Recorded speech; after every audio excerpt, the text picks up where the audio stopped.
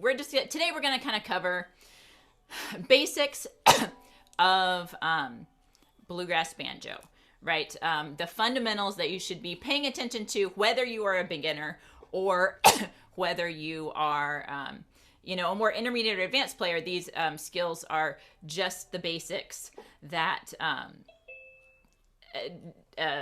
that should always be in your back pocket, no matter your level of playing. We already have a first question, so I'll address that after I talk about the first subject, which is hand position, right? So we're going to start with right hand position. The three important points to pay attention to in your own right hand position are having a finger anchored on the head. It doesn't have to be two. Some people will say two, but you have to have at least one. You don't have to have two. People only say two because Earl Scruggs anchored two fingers. And but everybody's hand's shaped a little differently. So it has to have at least one. And your forearm needs to be resting on the armrest. That one is pretty easy for most people usually to get that armrest there. And in between those 2 points, your wrist needs to have a little bit of arch in it. It doesn't have to be huge. People have vastly varying amounts of arch in their wrist, but it does have to be a little bit of a bridge. And the palm of your hand should look kind of like you're preparing to hold a baseball, right? It should be kind of rounded in there. That's the shape that you want your hand to have. So it your hand should be kind of approaching the strings from the top, right? You not from the side or any other angle, right? It should be kind of coming down from the top on that. So those are the three things to pay attention to on your right hand position.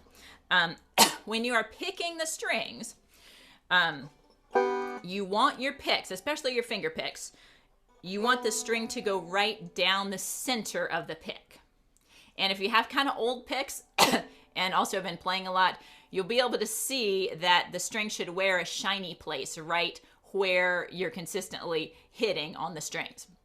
Now, my picks are kind of all shiny, and so you can't really see a shiny place so much anymore. And if the picks are new, also, they aren't going to, wear much. But one possible way to tell tell how you are picking on the string, it would be to like just color your pick with like washable kids marker or even some crayon, and then play a little bit, and it'll just wear off right where you are hitting the string. If you're going off the side, like if the shiny place is going off the side of your pick, you won't get as good a tone. You'll get kind of a scratchy, like I don't know how well that translates over the microphone, but like you'll get a thin kind of scratchy tone, as opposed to when it goes down the center, you want a nice fat round tone. Okay, so with those things in mind, let's just do a little bit of rolling. And those are the things I want you to keep in mind while you are rolling. Hand position, right? Anchored here, anchored forearm with the wrist arched. And also pay attention to how your picks are coming off the strings. I had a question pop up in the chat about whether it is okay not to use picks. And my answer there is, well, sure, if you don't use picks, don't use picks. If you are aiming to want to play with other people in a bluegrass setting, you're going to need to use picks for that, because you just won't be able to be heard if you're not using picks.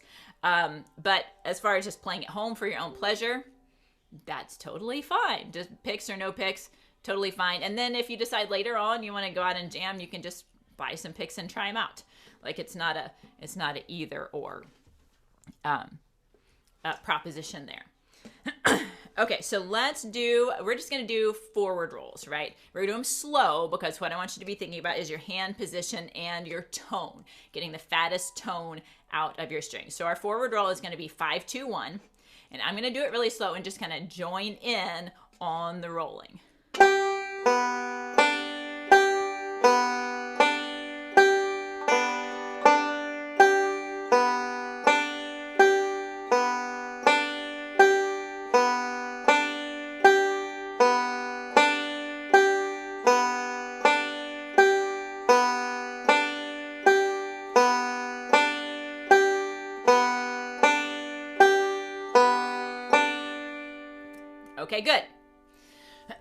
So when you are rolling, which is always a great way to warm up, you want to pay attention to, or the important things are that all your notes are evenly spaced, that they are all the same volume, like that one string, like your fifth string, isn't always popping out louder than all the other notes.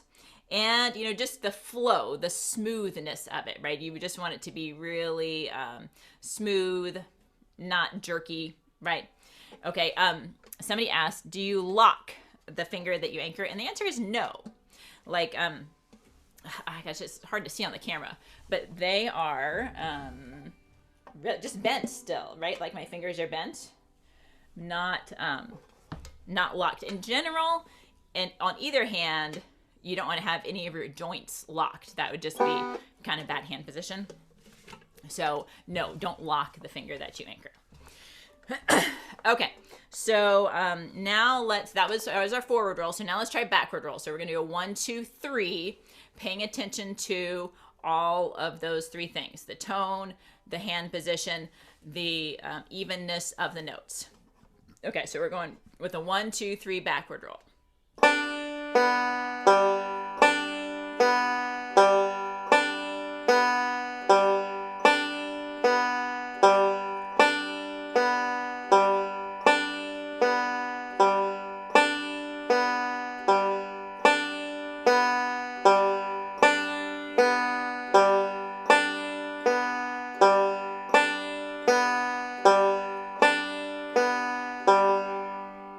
Good. And let me also just mention kind of the right hand rules, which are that your middle finger always plays the first string. No other finger plays the first string, just middle finger. Your index finger is going to pretty much stay on second string and third string, second and third for index. And then thumb is the most wide ranging of your fingers. It is going to pick 5, 4, 3, and 2. Never gets down to the first string. I mean, unless you're doing some single string stuff or something like that. But just from a beginner's standpoint, your thumb is never going to get down there to that first string. And you're also never going to use the same finger twice in a row on 16th notes, which are the fast ones.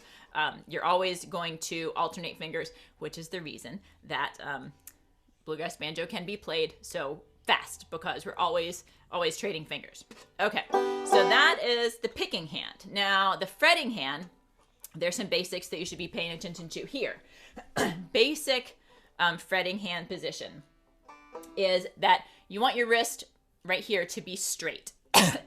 The one mistake I see people making is to kind of jut their wrists out like this as they're trying to get clean chords, especially at the beginning. And although that is tempting to try and get your fingers out of the way of the other strings to get a cleaner chord, don't do that, right? This is very important to have a straight wrist for all sorts of reasons. The fingers you want bent, like all the curve is going to come from your fingers. You want them really, really, really curved around. And the other important thing is that none of these finger joints are going to lock ever, right? You always want them rounded. If you find yourself with one of your joints collapsing down like that you want to do everything in your power to avoid doing that, because your finger gets stuck and then you can't move it around. It's just awkward as all get out. So make sure that all of your fingers are very, very curved. And as one of my students said last week, you want to be up on the tippy toes of your fingers, right? It like as close to the, you might just want as the very, very tips. And for that reason, it is important to keep your fingernails really short, because if you are up on the tips of your fingers as much as you're supposed to be, if your nails are at all, have any length on them at all, they're going to run into the fingerboard. And not only is that annoying, it's kind of preventing you from, getting as up on the tippy toes of your fingers as you need to. Right. So I want you to put your C chord down. That's the chord that I'm holding right here. Because I have no idea, I think we have a pretty wide range of levels here. I'm just going to say what your C chord is, just in case, right? It's index finger on first fret of second, ring finger on 2nd fret of 1st, and middle finger on 2nd fret of 4th. So that's your C chord.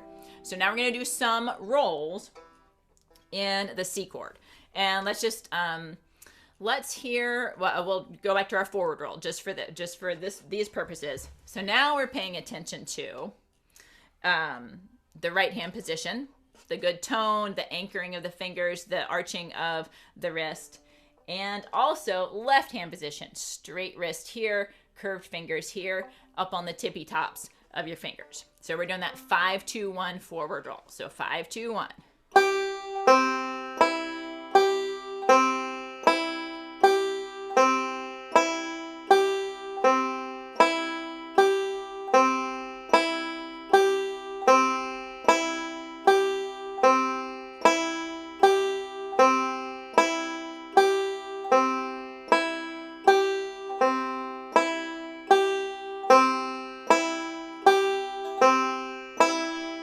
Okay, good. Now it's good on that. Okay, so now let's switch. And if you're getting any muffled, notes at all, readjust. Solving muffled notes is usually just the minutest of adjustments on your left hand, right? It doesn't take very much of a finger overlapping onto another string to make it buzz or to make it muted sounding. So it usually is just like a teeny tiny adjustment of angle, or of, angle, maybe this way. You can try angling your fingers a little backwards, a little forwards, curving more. Any of those little teeny adjustments is likely to solve your problem. Okay, so in our C chord again, now let's do our backward roll 1, 2, 3.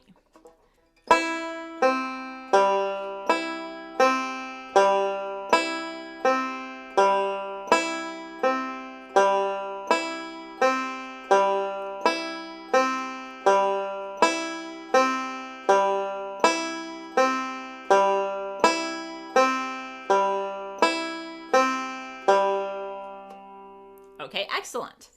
All right, so that is our kind of right and left hand overview. Feel free to throw out any questions on that subject. And our next subject, going down my list here, I already talked a little bit about this with the picks, and that you should they should wear right down the center of the pick. I also want to say that finger picks, especially the metal finger pick, is designed to be adjusted, right? It's metal so that you can bend it to fit your fingers. And it should be comfortable.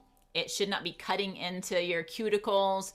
And there are lots of different brands, and they all have different fits for different fingers. And when I get a pair of new thumb pick or new finger picks, which is honestly almost never, like I've been playing on these finger picks for probably 20 years. Anyway, if I was ever to get a new pair ever, I just take to them with a couple of pairs of needle nose pliers and just bend them all around, make sure the band fits snugly and smoothly. And also the blade of the pick is designed to be bent back, and there's lots of variation on this too, but you can see that I bend mine way back over the tops of my fingers. Murphy does that too. I mean, I probably do it that way because my mom Murphy does.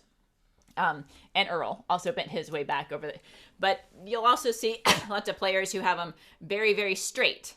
So that again is personal preference, and you want to get it so that it is good for you to get good tone and comfortable hand position while you are getting that good tone. Okay, a couple questions that came in. The angle of the neck. Okay, so I assume that you mean up and down this way, angle of the neck this way. So again, that pretty much is personal preference. I think I tend to use have my neck a little bit up further than a lot of your typical bluegrass banjo players. It's just not comfortable for me to have my arm way out here and have the neck really horizontal. What you want to be able to have good fretting hand position, right? And it to be comfortable for your shoulder. You don't have to have any tension in your shoulder here. So, I mean, even if it's more up than that, I can't see any disadvantage or advantage one way or the other. So have the angle of the neck, however is comfortable for you. What you do want is for the neck to be fully supported, right? So right now my banjo's on my lap and it's not going anywhere whether my hands are on it or not. You want both hands to be completely free. So whether it's supported on your lap or supported with a strap, right? So you want your strap to support the complete weight of the banjo. A problem that beginners tend to have sometimes is that the neck on the banjo will start to do this, right? Your strap isn't supporting the neck of the banjo and it starts to, and that means your left hand has to kind of hold the banjo up and try and fret at the same time. You don't want to do that. My strap is attached on this side of the neck, right? Sometimes banjos will come like with a little strap hook like up here on the top, and you don't want to use that. You want it supported down here so it supports the neck. And mine's just hooked onto like the second bracket. And that has to do with strap length too. But you want it so that you can stand and your banjo's at an ideal comfortable position or sit, right? And your hands do not have to do anything to support the banjo. Your hands have enough to think about, with the playing. You don't want them to have to hold the banjo up at all. Okay. Posture and head angle. Now by head, I'm thinking that you're talking about this head and not this head. So, again, posture, like you just want to have in general, good posture that is comfortable for you. I do not recommend practicing sitting in a recliner like this, like with your banjo sitting on your belly. Like that's not going to be conducive to good left hand or right hand position. I do think that you should at least, practice sitting up in a chair. And if you are going to have to play standing up, you should practice standing up because it really does change the whole angle of the banjo, the angle of the neck, the way you can see the neck. If you're always going to be jamming sitting down or performing sitting down, then practice sitting down. Like you want to practice for what you are actually going to be doing. So as far as your own head angle, do what's comfortable. Like you don't want to probably be like looking down like this all the time because that's going to kill your neck, but it doesn't hurt to look at your hands. I would try and keep my head more upright and like use your eyes to look at your hands, right? So that it's not so hard on your neck. In general, you just want to be relaxed and comfortable in your back, shoulders, neck, all of that so that you're not holding any tension, right? If you're going to play better if you're relaxed. Now, let's see. Next question down the list. The wrist. 1 and 2 finger pretty much perpendicular to the strings. Not necessarily.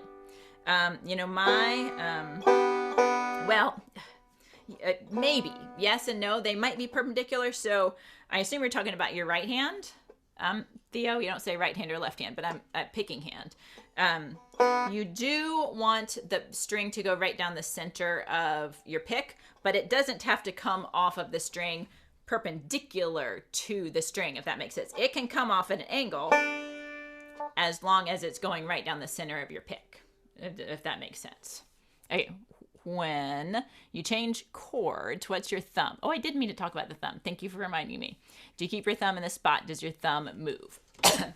Okay, so your thumb does actually move some, depending on what chord you're making, right? So down here, it's going to be probably somewhere kind of peeking up over the top of the neck. I have a little bit of space right here, right? The neck is not jammed up in in this spot on my hand. There is a little bit of space, so my neck touches my hand there and there, so it's making kind of a little pinch right there, but a gentle kind of pitch, right? It's not like gripping. But when you move up here, when you're making these chords up here, it's a little bit different. trying to think how to say this. So a lot of times you are going to need to shift your thumb a little bit down to behind the neck, especially if you are needing to reach like out your little finger or something. Your thumb can shift down to get more pressure, leverage, I guess is what I'm trying to say, leverage. But again, you want to keep, it's okay to shift your thumb down, but you want to keep an eye on your wrist here and make sure it's not jutting out. So really having the wrist straight is more important than necessarily whether your thumb is back here or up here. It is always going to stay on the top half of the radius of the neck. It is never going to come down underneath the neck. That would give you, that you'd lose all your pressure on the strings that way. So it's always going to stay on the top half of the radius of the neck, but it can move around there just as you change your chords. Picking hand question. Is there a good way or trick to ensure an even volume? Oh, when you pick without picks. I think it's just a practice issue, honestly. It shouldn't be any different necessarily than controlling your volume and tone when you pick with picks.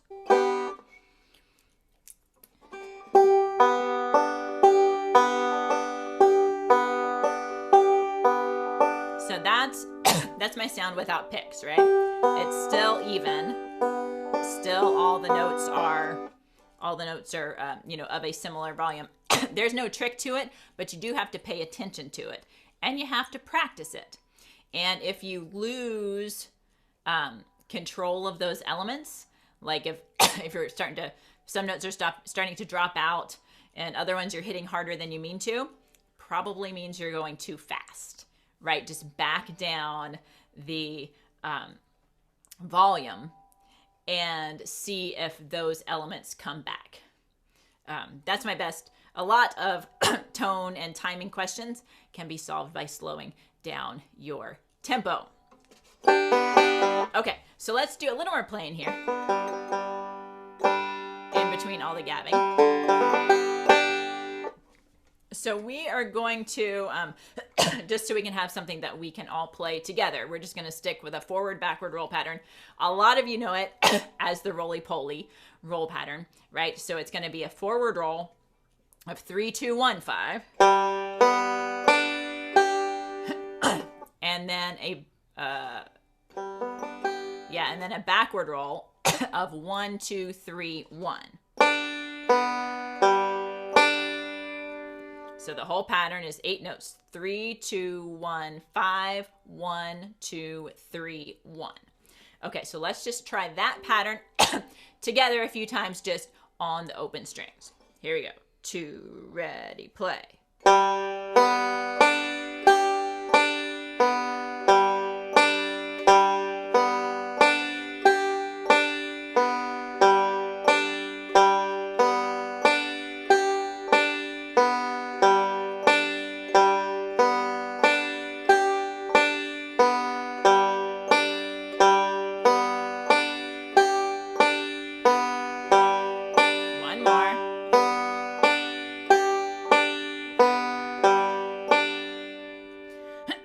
Okay, now to the front of that roll, we are going to add a slide.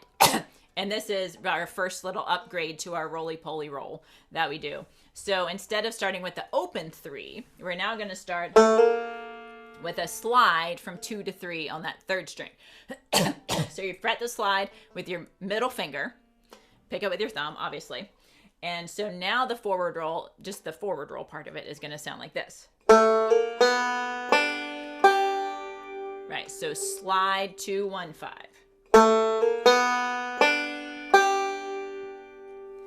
And to note this about good slide tone, when you are sliding your finger, and this is really important, that you have a definite starting and ending point in your slide. So when you put your finger down, you want it to be stationary at the 2nd fret of the 3rd string, right? A little bit behind the fret, right? And then after you slide your finger over, you want it to stop, right? Just a little behind the 3rd fret. So you get two well-defined notes. You hear the 2nd fret note and you hear the 3rd fret note. And when you do it in the context of the roll, it should sound like this. Like you hear the ba ba. You want to hear both notes, is my point. And a lot of people come flying into that slide like just like at a run almost. Their finger never really stops. It just like is moving from back here and then flies off the string here. You want to have a starting point and a stopping point for good slide tone. Okay, so with that being the first note of the roll, we're going to finish out the roll now. So slide 2 1 5 1 2 3 1. Join in.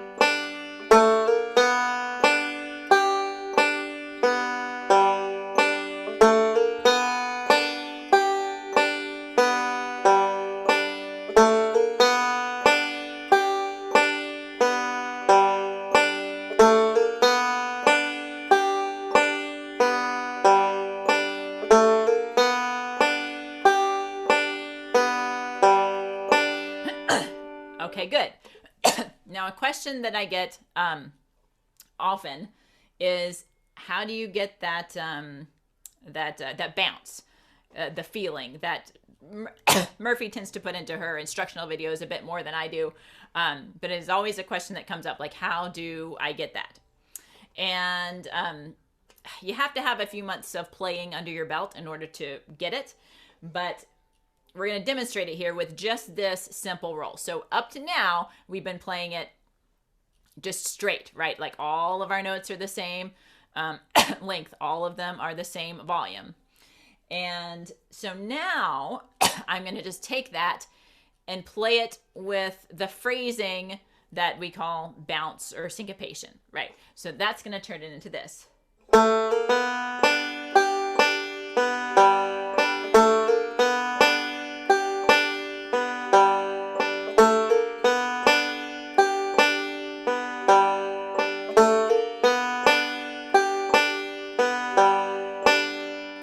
So same notes, different timing of the notes, and really it's like alternating long notes and short notes, but it's best not to think about the technical end of it too much. It's best just to try and get the bounce in there.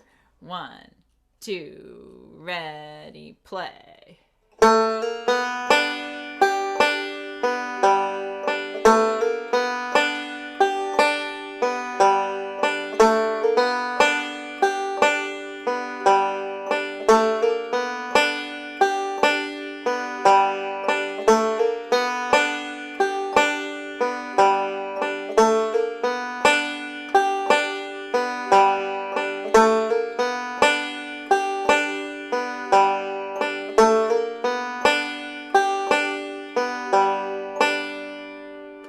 You kind of see how that changes the feel of it. Let's see. Somebody had a question. Oh, talking about strings getting corroded. Okay, that's not really a question. That's a statement. But I will comment that string, I usually recommend you change your strings every 6 months. Like if you're just playing on them a normal amount of practice time every day inside. And not if you're dragging your banjo out, you know, and playing it like at festivals or just, I mean, even in the outdoors, if you live in a really humid place, that makes your strings age and go dead a lot faster. Just bringing it in and out of the weather, especially if it's really humid weather. So in that case, you might want to change your strings every 2 or 3 months. But you know, it's not going to hurt anything if you go like a year between string changes, right? The thing that is going to signal that you need to change your strings is they will get hard to tune. I had to change my strings right before this workshop because I suspect it had probably been since maybe October when I did our beginners camp, since I had changed my strings, and I just could not get them in tune. Like my 3rd string was always out of tune no matter how many times I tuned it with the tuner. It just never sounded right. And I knew that was because my strings were too old. I recommend light strings in general. For beginners especially, the gauges that I use are 9, 11, 13, 20, and 9. And I, of course, use my Casey Henry signature strings from American Made Banjo Company. But GHS and D'Addario both sell sets of that same gauge, and they are all fine strings. Probably Tom Mirasol, the owner of American Made Banjo Company, would appreciate if I didn't point that out. But, you know, in all fairness, all the strings are fine and they sound good. So that's what I have to say about strings. Okay. I did want to throw out some tips on capoing. Right, I said bring your capo. So my capo's not even attached to my banjo. Hang on. That's got to be around here somewhere. Okay. Capo. Doesn't matter. So before you throw it on, let me just say listen to what I'm going to say before you put it on. So I got this tip on capoing from, I think it was Sonny Osborne. I was at a workshop that Sonny Osborne and JD Crow were doing. And so he gave this capoing tip. So, you know, in shows, especially if you are playing on stage, you need to usually put your capo on and get in tune quickly, so that you don't have to fill time and stand up on stage awkwardly, right, while people are waiting to tune. So the way he did it is that, so I'm putting my capo on at the 2nd fret just for demonstration purposes. So after you put your capo on, you tighten it down, and depending on what type of capo you have, you might be able to, adjust the tightness of it, or it might just be a clamp-on type of capo, regardless of the type of capo. After you get it on, it is going to pull your strings sharp because it's pressing down on the strings. You're either going to have to tune with your tuners up here, or some other way get your strings back in tune so that they are not sharp anymore. So Sonny's tip was to press on the strings, like take each one and press it down kind of to the head, maybe almost to the head, individually, like 1st, 2nd, 3rd, 4th. I call it mashing on the strings, right? So mash on each of your strings. And what that does is it pulls it a little bit to this side of the capo, thus making it a little more flat, right? Which is what you want to do, because this pulls it sharp. Pushing on the strings down here makes it flat. And if you're lucky, that will be exactly the amount to pull it back into tune. And you won't have to mess with these tuners up here, because you can get into trouble or accidentally tune it too far and have trouble getting it back in tune. So that is a handy dandy tip. And 5th string, you're always going to have to use your tuner, because it just always is too sharp. Okay, so I mashed on my strings, right? I capoed, I mashed on the strings, and to my ear, 3rd string might be a little flat. So here's the other tip, is that if it gets too flat, by mashing on it here, mash on it up here between the nut and the tuner. It makes it sharper, right? So you can adjust by mashing down here to make it flatter, mash up there to make it sharper, and with luck you can get your banjo back into acceptable tune without having to actually tune your tuners. Okay, so put your capos on there. Try that if you haven't already. Try the mashing on the strings thing, and get your 5th string in tune too. I will give you a second to do that. A good place to get a capo, good question, is I send people usually to Elderly Instruments. They are a large music store in Michigan, and they have lots of varieties of instruments, obviously, but also all the accessories, straps, strings, picks, all that kind of stuff. So I'll just type it in the chat so everybody, Elderly Instruments. There you go. And I should also say my signature strings. I see American Made Banjo. My signature strings are available at AmericanMadeBanjo.com. A couple other tips while you are capoing. Is the bounce a rhythm that we should try to use for every tune? Or should it be used in certain circumstances? Good question. Every tune doesn't need it. And every tune, some tunes are harder to play with bounce than others. When in doubt, don't put the bounce in there. If you're not quite ready for the bounce and then try to put the bounce in, it can sound not good.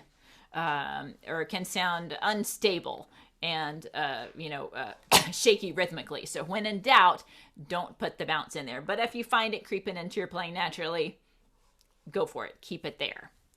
How do you feel like practicing with a metronome? I'll actually get to that in a second. Not specifically metronome, but practicing with tracks and stuff like that. So now that we are capoed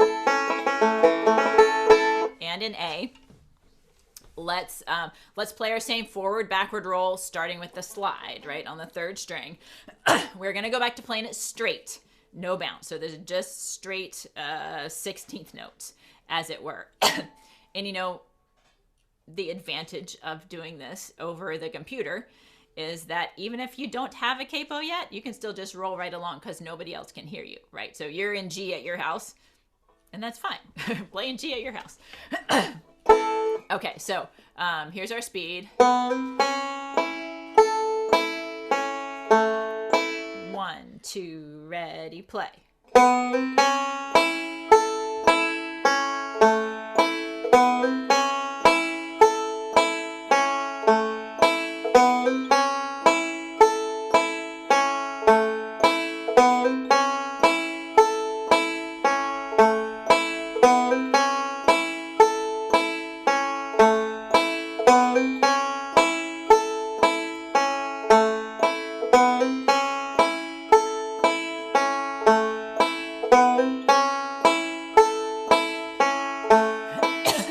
Okay, good. So now we're going to add on some C rolling after our G rolling.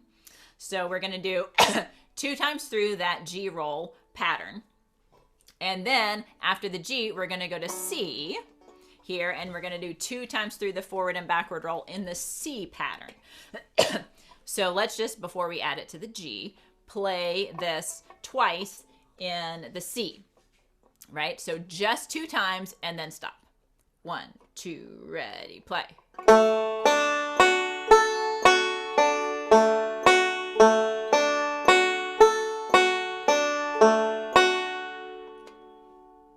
I hope you stopped. I couldn't tell whether you stopped or not, but I'll just assume everybody played it perfectly. Good job. Okay, now let's do 2 G rolls followed by the 2 C rolls. Okay, here we go. Starting on the slide with the G. 1, 2, ready, play. Now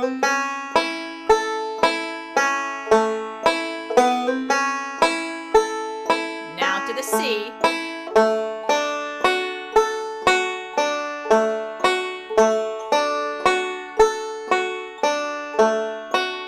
Good, exactly. Now keep in mind the reason that we're keeping these rolls simple and slow is so you can pay attention to the basics, your right hand position, how your fingers are coming off the strings, making sure that your notes are cleanly fretted and coming out with good tone. So let's do that again. 2 G rolls followed by 2 C rolls. 1, 2, ready, play.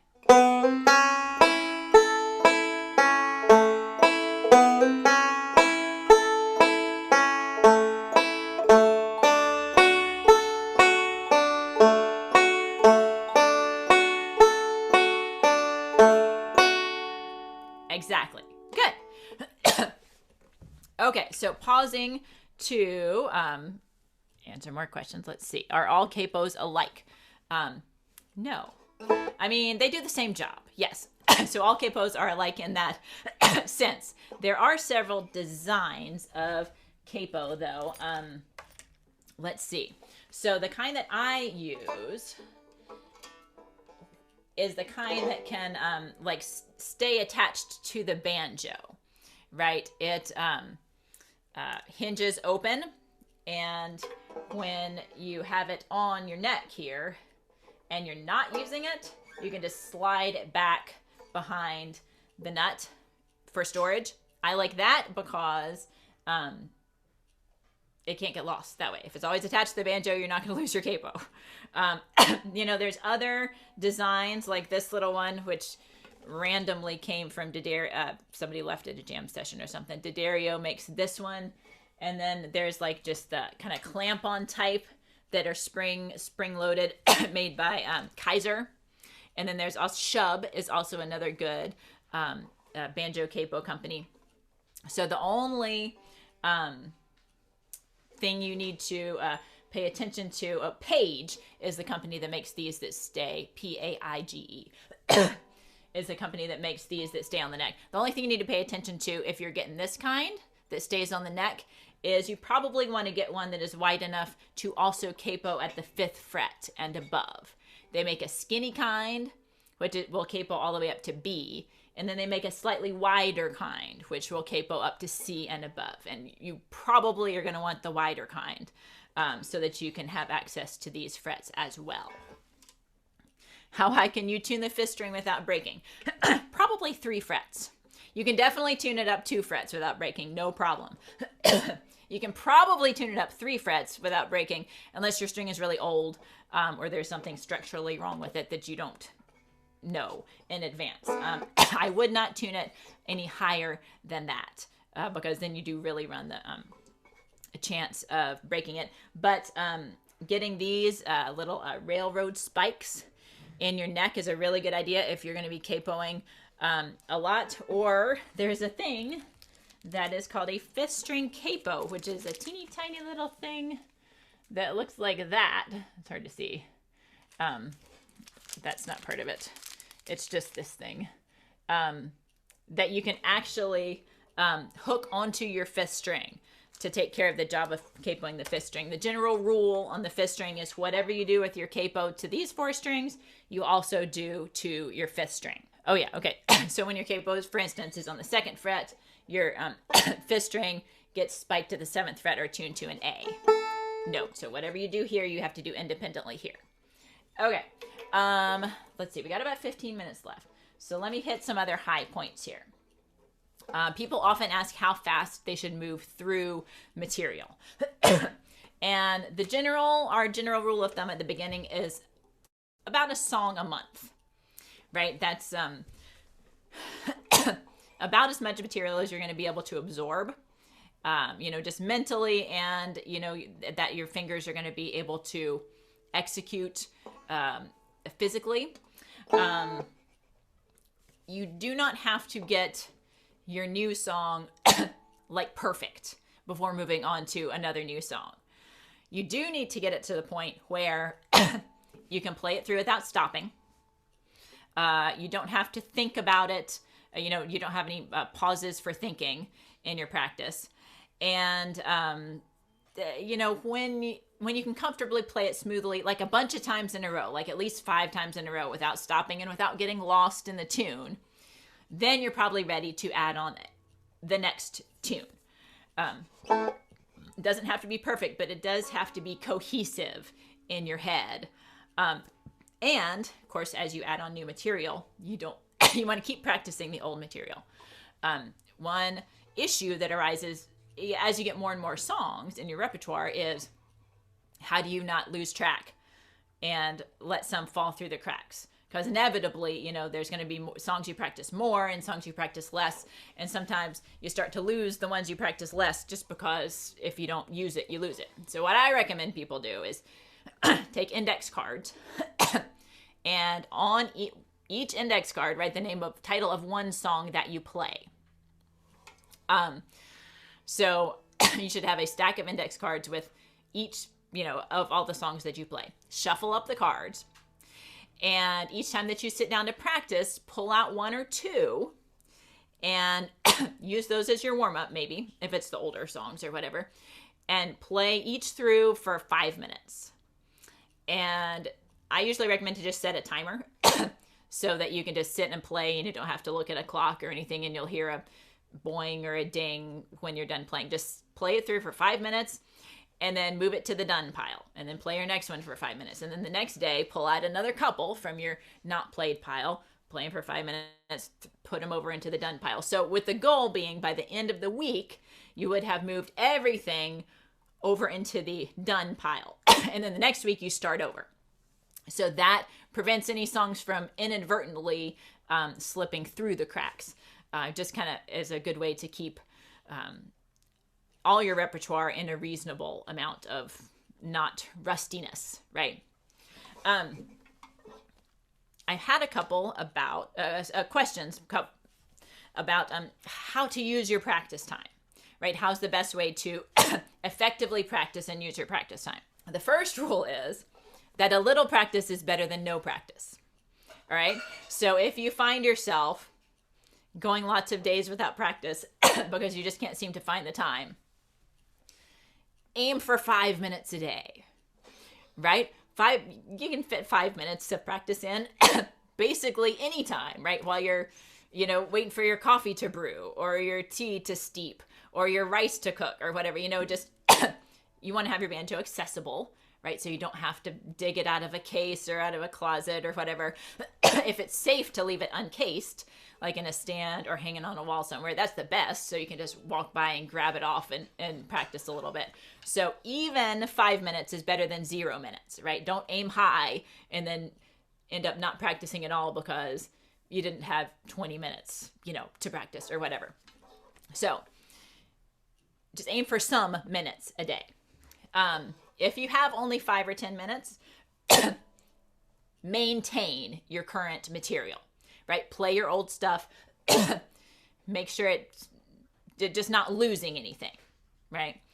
If you have like 15 minutes, you should try and alternate between maintaining your old stuff and addressing any new tune that you happen to be working on. And I would recommend alternating days on that. Like if you just have 15 minutes on one day, play all old stuff. And then the next 15-minute session, use that entire time to work on the new thing, because it's going to be hard to really absorb any new material if you're doing it in less than 15 minutes, right? So in general, you're going to want to split your practice time roughly evenly between those two things, maintaining old material and absorbing new material. Individual songs can have off days, right? Some days you're going to try and play a tune and it just rolls out of your fingers like it's the easiest thing in the world. And then the next day when you come back to the tune, you just can't do it right and it's just not happening. My advice in that case is just to leave the tune for the day, right? Don't force it. Tunes have off days. So maybe today's just not the day for that tune. So just leave it, practice something else, come back to it another day when your brain is in a different headspace or whatever, and usually that solves the problem. Okay, so somebody earlier asked about metronomes. And I do not advocate practicing with a metronome because it's just like a beep, beep, beep and doesn't give you enough information. What I do highly, highly recommend, and this should probably be your default for practicing songs, is to play along with some kind of track. So once you get a tune to the point where you can play it start to finish without stopping, no matter how slow, you should take it and put it with where the instructor plays it through at the end of the lesson, or if there's a played with guitar section at the end of the lesson, put it with that. There's tons of slow jam videos that the Murphy Method has for our material. And there are also other resources what's that? Let me think what that one, Strum Machine, which has backing tracks to practice along with. That where you can hear the chord changes and you can hear that you're staying with the phrasing of the song. So it does the function of the metronome, which gives you a steady beat to play along with. But you also get all that other information. And Strum Machine is great because it has real instrument sounds, right? And hundreds of songs on there. And if it doesn't have it, you can put in the chords yourself for any song. But that said, you have to make sure that the track is at the right tempo for you yourself to play along with. So use modern technology, right? And slow the track down to your speed, no matter how slow. Like on on the Murphy Method, like digital downloads, it has a built-in slow down feature. YouTube videos, in the settings of YouTube, you can actually slow it down. And Strum Machine, you can play it literally at any tempo. So get the track. Oh, and the amazing slowdowner, which is for audio tracks, but it's what I use all the time to slow down stuff and make loops to practice along with. So it is super, super important to practice your songs along with some kind of track. There's names and links of slowing downy stuff. The Amazing Slowdowner is a program that I use for audio, and they also make one that will slow down actual physical DVDs. I've never used that because I've never used it, but if you've got Murphy Method DVDs, like physical ones that you want to slow down, it might be useful for that. Oh, all the programs can speed it up too. Like once you get past the slow jam tempo and need it to be faster, speed it up to your speed. Right. The proper way to do a choke. Proper way to do a choke. Well, I guess it would depend on the... I'm still capoed in A here. So the most common choke, bending up of the string, would be at the 10th fret of the 2nd string. I'm right here at the 12th fret because we're capoed in A still. Right, I never uncapoed. The highlights for how to do a choke, the important points, are when you pick the string, this is middle finger fretting 10th fret of the 2nd string. When you pick the string, you want it to be flat or not bent up already, right? So you just fret the string when it is straight. When you bend it, you want to bend it up far, right? Like your the fingernail of your middle finger should be shoving the 3rd string out of the way. It should be going up underneath the 3rd string with the goal of getting this note up an entire fret. So the top of your choke, you want to be 1 fret higher than the 10th fret. Most people don't push it up high enough is the usual problem. The roll that is associated with this choke lick is a Foggy Mountain roll, and I'm not going to get into this in detail. But another common problem is left hand, right hand coordination, right? That your choke needs to be happening when you're hitting that 2nd string.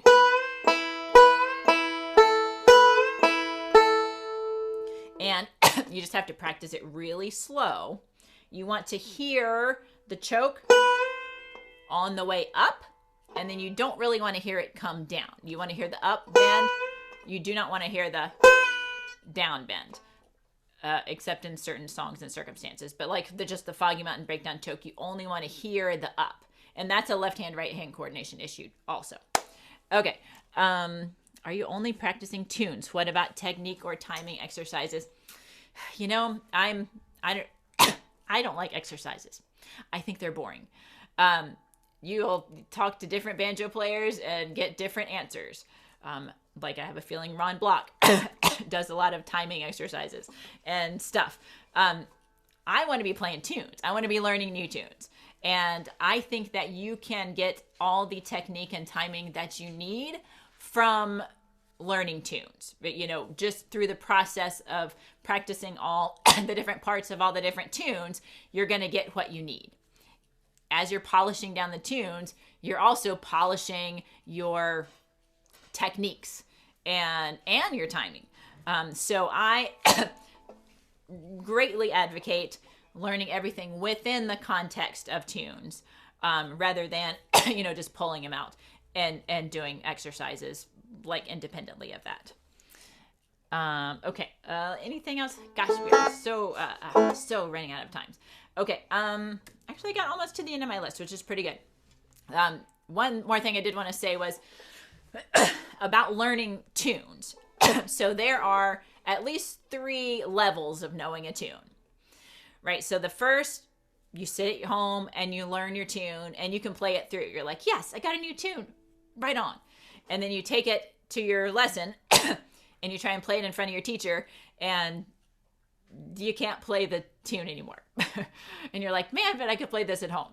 And everybody says that. And it happens to everybody because it's true, right? You just have to practice it more. Like the first level of learning the tune is being able to play it by yourself at home. You go home, you practice it more. The second level of knowing the tune is you're able to play it in front of your teacher or in front of just somebody else, right? Having some kind of a listener.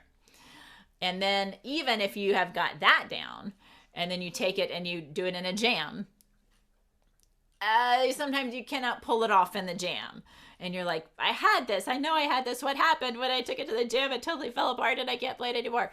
It's not that you have done anything wrong. It's just that you haven't, the tune hasn't settled deep enough in your brain to, for you to be able to pull it on a smooth way at the jam. So you just go home and you practice it more. You practice it with your tracks. You practice it over and over again without stopping. You practice the vamping of it. I haven't even mentioned vamping, but it's very important to practice the chords and vamping of your tunes, along with the lead of your tunes. So you practice it more, and then finally you get to where you can pull it off in a jam session. So those are my 3 levels of knowing tunes. The other 2 higher levels would be knowing it well enough to play it on stage, which is another, step above jam session, and well enough to play it in the recording studio. But most people don't have those situations in the student life, so you're probably not going to need to know those. But just keep that in mind as you're digesting your new material. And each song has to go through that progression, right? Just because you know one song well enough to play it in the jam doesn't mean necessarily that any other song is going to come out successfully in a jam. Okay, so we reached our hour. It went pretty fast, actually. Thank you very much for tuning in from all over the world. Thanks, Walt. Thanks for the notes. And I will hopefully see you again in the future. Bye.